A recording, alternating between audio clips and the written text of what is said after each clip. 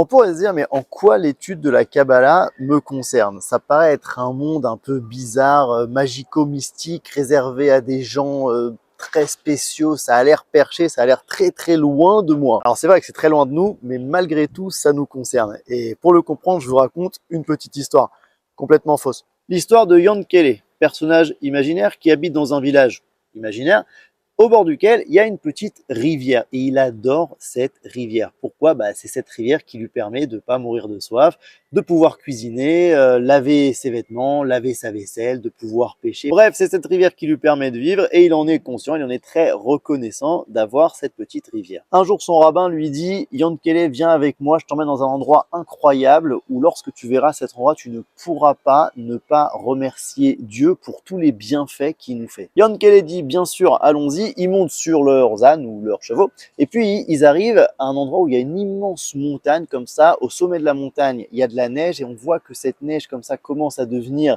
de l'eau, puis ça grandit et ça devient une immense cascade hyper impressionnante comme ça. On voit une sorte de petite chute du Niagara, c'est vraiment très impressionnant à voir. Et le rabbi, il pleure de joie, il a des larmes de remerciement envers Hachem, etc.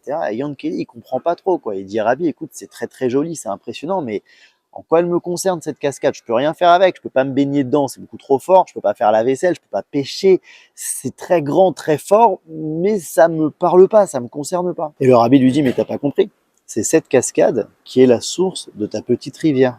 Donc ça, c'est l'image, c'est le machal. Mais le nimshal, c'est-à-dire ce à quoi ça fait référence, c'est la Torah ta Kabbalah qui vient en fait irriguer toutes les autres parties de la Torah. Et donc, quand on se nourrit en fait d'une Torah qui nous convient, la Chassidut, le Moussar, le Rav Kook, etc., finalement, la source de cette Torah-là, c'est la Torah ta Kabbalah, la Torah ta Sod, du secret qui vient du mot Yesod, qui est le fondement. Un petit peu comme l'âme qui vient donner vie au corps. C'est-à-dire, mon âme, elle est à la fois hyper élevée, entre guillemets, hyper perchée, hyper loin de moi, mais en fait, c'est elle qui donne vie à tout mon corps. C'est-à-dire, sans cette âme-là, je n'ai pas de corps. C'est pareil, sans la Torah ta Kabbalah, on n'a pas le reste de la Torah. Alors bien sûr qu'il faut l'appréhender à juste mesure, au bon moment, de la bonne manière, etc. Mais en tout cas, on est très heureux qu'elle existe. Et c'est ça qu'on fait à Lag Baomer en allumant ces immenses feux. D'ailleurs, pourquoi du feu pour la Torah ta Kabbalah? Le feu en hébreu s'écrit Esh, donc la lettre Aleph et la lettre Shin. La lettre Aleph, elle est elle-même composée en fait de deux Yud, un Yud en haut, un Yud en bas,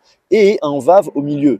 Donc en Gematria, ce sera 10 plus 6, du coup 26, qui est la Gematria du tétragramme, du nom d'Hachem. Et le Shin, en vérité, c'est 3 barres qui montent vers le haut, une sorte de 3 Vav en fait, qui montent vers le haut. Le Vav, il sert à connecter. Donc finalement, le Esh, c'est la volonté de se connecter au divin. Mais bon, je vous laisse méditer là-dessus.